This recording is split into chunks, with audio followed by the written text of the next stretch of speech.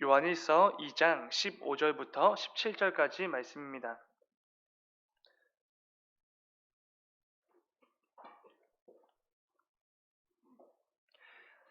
신약성경 389페이지에 있습니다. 요한일서 2장 15절부터 17절까지 말씀입니다. 다 찾으신 줄 믿고 우리 본문 우리 한 목소리로 함께 읽겠습니다. 시작. 이 세상이나 세상에 있는 것들을 사랑하지 말라. 누구든지 세상을 사랑하면 아버지의 사랑이 그 안에 있지 아니하니 이는 세상에 있는 모든 것이 육신의 정욕과 안목의 정욕과 이생의 자랑이니 다 아버지께로부터 온 것이 아니요 세상으로부터 온 것이라. 이 세상도 그 정욕도 지나가되 오직 하나님의 뜻을 행하는 자는 영원히 거하느니라. 아멘, 아멘. 이 새벽에 예물 드리신 분 있습니다. 김윤 이름으로 1000번째 예물 드리셨습니다. 우리 함께 기도하겠습니다.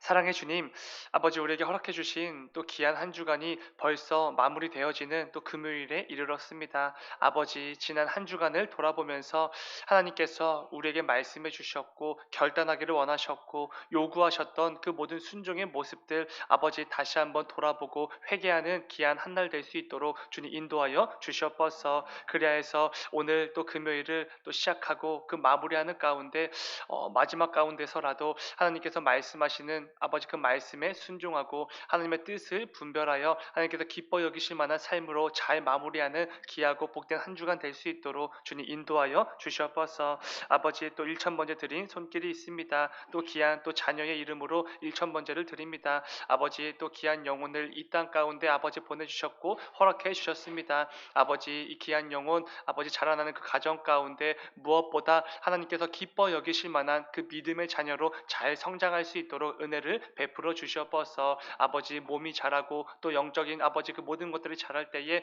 더욱더 하나님께서 기뻐 여기실 만한 또 이 세상이 기뻐 여길 만한 귀한 자녀로 잘 성장해 갈 수 있도록 주님 인도하여 주시옵소서. 주님 감사합니다. 거룩하신 예수님의 이름으로 기도드렸습니다. 아멘. 함께 읽은 말씀을 가지고 세상을 사랑할 수 없는 이유 이런 제목으로 함께 말씀을 나누겠습니다. 어제 새벽 나눈 것처럼 요한은 우리 모든 성도들에게 세상을 사랑하지 말라 이렇게 권면을 하고 있습니다. 여기서 요한이 말하고 있는 사랑은 감정적인 사랑이 아니다 이렇게 말씀을 드렸지요. 무언가에 몰두하고 내 삶의 중심을 내어주고 그것을 나의 삶의 최우선순위로 두는 그 사랑을 의미한다 이렇게 말씀을 드렸습니다. 그러니까 이런 의미가 되는 것입니다. 이 세상 그리고 이 세상의 것에 늘 몰두하고 내 삶의 중심을 내어주고 세상의 가치와 기준을 내 삶의 우선순위로 삼으며 살아가는 것 그것이 바로 요한이 말하고 있는 세상과 세상을 사랑하는 것 그게 되는 것입니다. 그런데 여러분 중요한 것이 무엇입니까? 세상을 살아가며 살아가는 성도들은 이를 통해 내가 하나님을 향한 사랑이 약합니다. 그 사랑이 없습니다. 라는 것을 스스로 증명하는 것과 같다. 이렇게 말씀을 드렸습니다. 굉장히 두렵고 떨리는 말씀이 될 수밖에 없지요. 하나님을 예배하고 찬양하는 성도들을 향하여서 이렇게 말하는 것이기 때문입니다. 당신 안에 하나님을 향한 사랑이 없을 수 있습니다. 이런 강력한 권면이기 때문에 굉장히 두려움으로 받아야 될 말씀입니다. 요한은 자주 빛과 어둠의 관계에 대해서 말을 합니다. 이를 비유를 가지고 우리 성도들의 삶 혹은 예수 그리스도에 대해서 말하는 것이지요. 우리 악한 죄인들은 살면 살수록 죄만 더해가는 어둠 그 자체였습니다. 그러나 참 빛이 되어 주시는 예수 그리스도가 우리 모두에게 비추어 주심으로 우리는 이제 어둠이 아니라 빛이 된 것입니다. 그런데 그럼에도 불구하고 여전히 어둠이던 시절에 그 비참한 모습으로 동일하게 살아간다는 것은 내가 여전히 어둠 가운데 거하는 자입니다. 라는 것을 드러내는 것과 마찬가지라는 것입니다. 빛과 어둠은 공존할 수 없습니다. 그렇기에 우리는 빛 대신 주님을 사랑하면서 동시에 이 어둠으로 가득한 세상을 사랑할 수 없는 것이지요. 빛과 어둠은 절대로 함께할 수가 없습니다. 사랑하는 여러분, 우리는 이 말씀 앞에서 정직하게 우리 각자의 삶을 돌아보아야 됩니다. 지금 내가 하나님을 사랑한다고 자신에게 자신 있게 말할 수 있는 그런 삶을 살고 있는지 아니면 그렇지 못한지를 점검해 보아야 되는 것이지요. 만일 하나님보다 더 몰두하는 것으로 내 삶에 가득하다면 내 삶의 중심에 하나님이 아닌 다른 것이 늘 그 자리를 차지하고 있다면 내 삶의 최우선순위가 하나님이 아니라면 우리는 반드시 말씀을 통해 내 삶을 교정해 나가야 되는 것입니다. 요한은 세상을 사랑하지 말라라고 말하면서 하나님을 사랑하라 이렇게 권면을 하지 않습니까? 그런데 이어지는 구절들을 통해 그렇다면 우리가 세상을 사랑하면 안 되는 그 이유에 대해서 구체적으로 하나하나 설명하기 시작합니다. 이 새벽에는 그 부분을 좀 함께 나누어 보겠습니다. 16절 말씀을 다시 한번 읽어보면 이렇습니다. 16절 제가 읽겠습니다. 이는 세상에 있는 모든 것이 육신의 정욕과 안목의 정욕과 이생의 자랑이니 다 아버지께로부터 온 것이 아니요 세상으로부터 온 것이라. 아멘.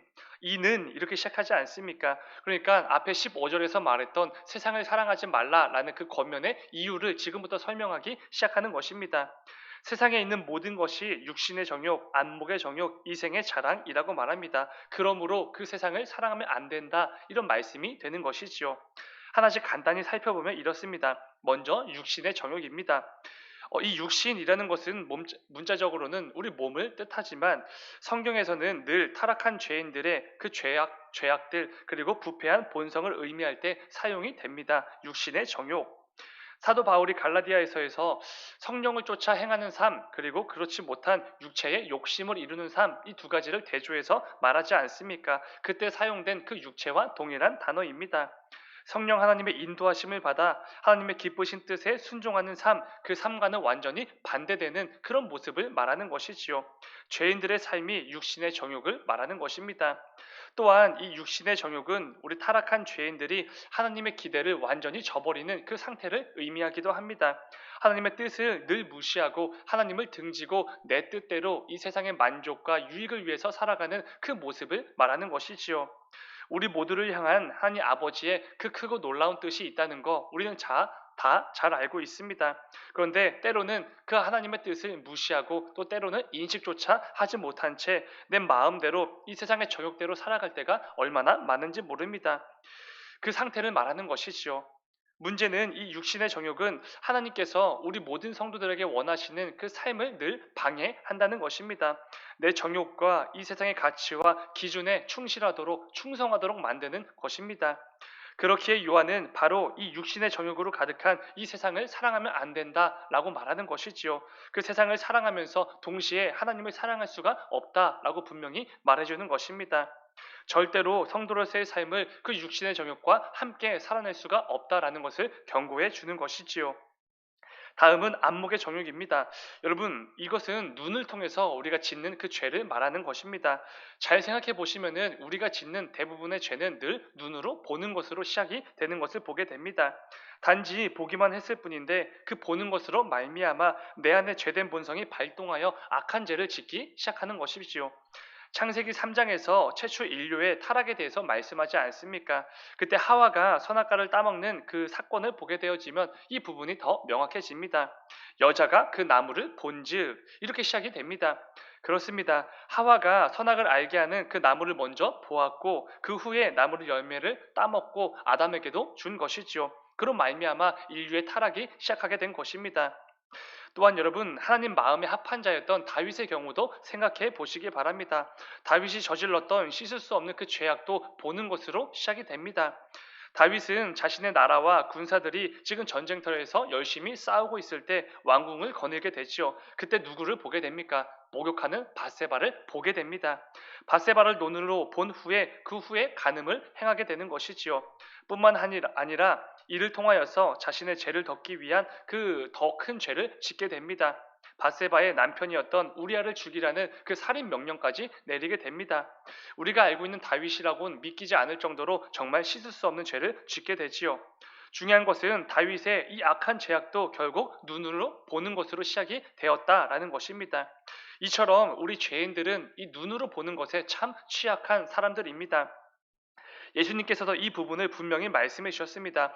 우리가 실제로 간음을 행한 것은 아니더라도 음욕을 품고 사람을 보는 것만으로도 이미 그 안에 간음을 행한 것이다 말씀해 주시지 않으셨습니까? 분명히 우리 눈으로만으로도 강력한 죄를 짓게 된다는 것을 경고해 주셨습니다.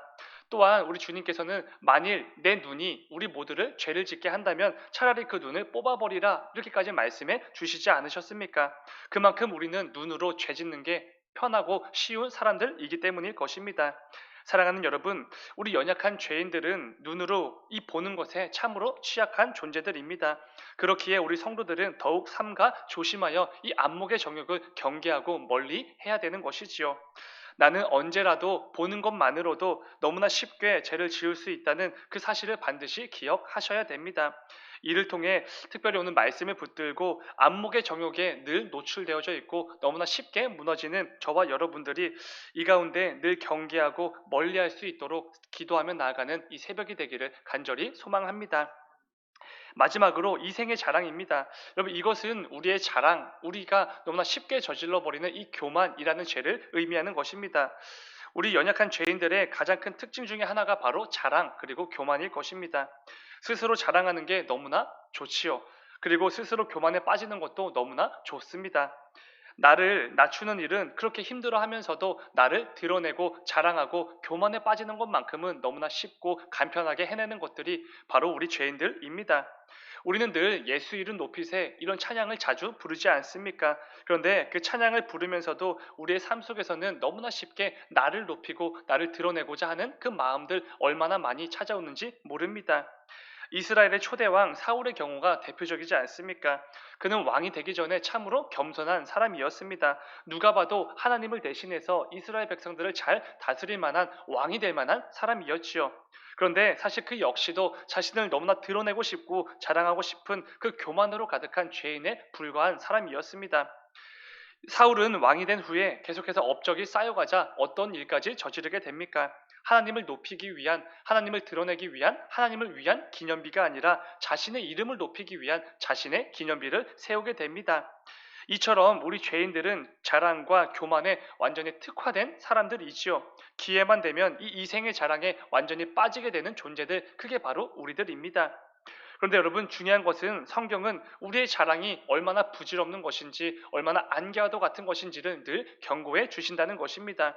이 교만이 우리에게 얼마나 독이 되는지를 늘 말씀해 주시는 것이지요. 특별히 야고보서 말씀을 통해 이렇게 말씀해 주셨습니다. 야고보서 4장 16절의 말씀입니다. 이제도 너희가 허탄한 자랑을 하니 그러한 자랑은 다 악한 것이라. 아멘. 분명히 말씀해 주십니다. 사람이 자신을 높이기 위한 그 모습, 그 자랑, 그 교만에 빠지는 것은 전부 다 허탄한 것이다. 그리고 그 모든 것들은 전부 악한 것이라고 분명히 말씀해 주셨습니다. 실수가 아니라 죄악이라고 말씀해 주신다는 것이죠. 그렇기에 요한은 이생의 자랑으로 가득한 이 세상을 우리 성도들은 절대로 사랑하면 안 된다라고 분명히 말해 주는 것입니다. 사랑하는 여러분, 내가 성도라면 이 이생의 자랑을 반드시 멀리 해야 됩니다. 나를 높이고 나를 드러내고 교만에 빠지는 거 당연하고 자연스럽게 여기시면 안 되는 것이지요. 반드시 경계하셔야 됩니다. 무엇보다 이 자랑과 교만은 하나님과 우리 성도의 관계를 계속해서 멀어지게 만들기 때문에 그렇습니다.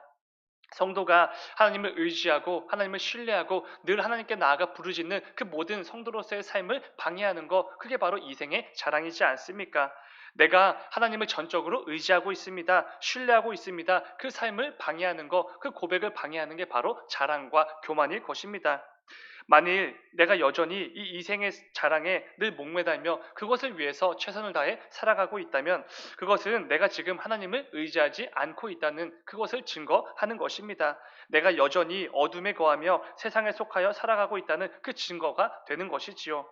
사도 바울은 자신에게 있는 그 모든 자랑거리들을 배설물로 여기지 않았습니까? 모든 이들로부터 인정과 존경과 칭찬을 받을 만한 그 모든 것들을 그렇게 여겼습니다. 그러나 나를 위해 십자가에 달려 죽으신 예수 그리스도만큼은 내 삶의 최고의 자랑이라고 늘 여기저기 다니면서 말을 했습니다. 여러분, 잘 생각해 보시면은 다른 사도들도 마찬가지일 것입니다. 사도행전에서 사도들이 이곳저곳을 누빌 때 어떤 역사가 일어나게 됩니까? 성령 하나님의 역사하심으로 놀라운 기적들이 자주 일어나게 됩니다. 그때마다 사람들은 그 기적을 행한 사도들에게 주목하고 그들을 높이고 그들을 찬양하는 그 모습을 보게 됩니다. 그런데 사도행전 3장을 보시면은 날 때부터 걷지 못하던 사람을 일으켰던 베드로와 요한이 등장합니다. 그때 정말 많은 사람들이 이 놀라운 기적을 보고 베드로와 요한을 만나기 위해서 몰려들게 되지요. 그때 베드로가 뭐라고 말합니까? 이 기적을 행하신 분은 하나님이신데 왜 나를 주목하십니까? 이렇게 말을 합니다. 이 기적은 내가 행한 게 아니라 예수 그리스도를 영화롭게 하시기 위하여서 하나님께서 행하신 것인데 왜 나를 높이는 것입니까? 나를 높일 이유가 전혀 없습니다. 라고 말하는 것을 보게 됩니다. 사랑하는 여러분, 이 세상은 자랑하는 것을 참 좋아하는 세상입니다. 내가 소유한 것, 내가 이루어낸 것, 내 위상 드러내는 것 정말로 좋아하는 세상이지요. 그런데 우리 성도들만큼은 달라야 됩니다. 우리만큼은 이 생의 자랑으로 가득한 그 세상을 따라가면 안 되는 것이지요. 언제나 겸손하게 내 삶의 참된 주인이 되시는 그 예수님만을 높이고 나를 위해 달리신 그 십자가의 사랑과 은혜를 자랑하고 드러내는 우리 모두가 되어야 되는 것입니다. 오늘 말씀을 기억하시면서 저와 여러분의 삶이 육신의 정욕, 안목의 정욕, 그리고 이생의 자랑과는 굉장히 거리가 먼 그런 인생이 되기를 원합니다. 이를 통해 그 누구보다 세상을 사랑함으로 하나님을 사랑하지 않는 그런 어리석은 인생이 아니라 그 누구보다 하나님을 사랑하며 살아가는 저와 여러분이 되시길 간절히 소망합니다. 남은 한 주간도 더욱더 힘써 하나님만을 사랑함으로 참된 성도답게 귀하고 복된 그 한 주간을 마무리하시는 우리 모두가 되기를 주님의 이름으로 축원을 드립니다. 잠시 기도하겠습니다. 사랑하는 주님, 이 땅을 살아가는 동안 육신의 정욕과 안목의 정욕, 이생의 자랑이 가득한 이 세상을 사랑하지 않는 우리가 되기를 원합니다. 그런데 우리의 그 연약한 생각, 연약한 마음은 늘 그러한 세상에 집중하고 주목하고 몰두하며 살아갈 때가 너무나 많이 있습니다. 그리고 마치 그것이 꼭 필요한 것처럼 그게 없으면 살 수 없는 것처럼 착각을 할 때가 너무나 많이 있습니다. 아버지, 우리의 연약한 가운데 긍휼과 은혜와 자비를 베풀어 주시옵소서. 그리하여서 우리가 정말로 사랑해야 될 분이 누구인지, 우리에게 꼭 필요한 분이 누구인지를 늘 잊지 않고 나아가는 우리 모두가 될 수 있도록 인도하여 주시옵소서. 이 세상을 사랑하지 않고 내 삶의 참된 주인이 되시는 그 예수 그리스도를 더욱더 붙들고 더욱더 사랑하는 우리 모두가 될 수 있도록 주님 인도하여 주시옵소서. 주님 감사합니다. 거룩하신 예수님의 이름으로 기도드렸습니다. 아멘. 아멘.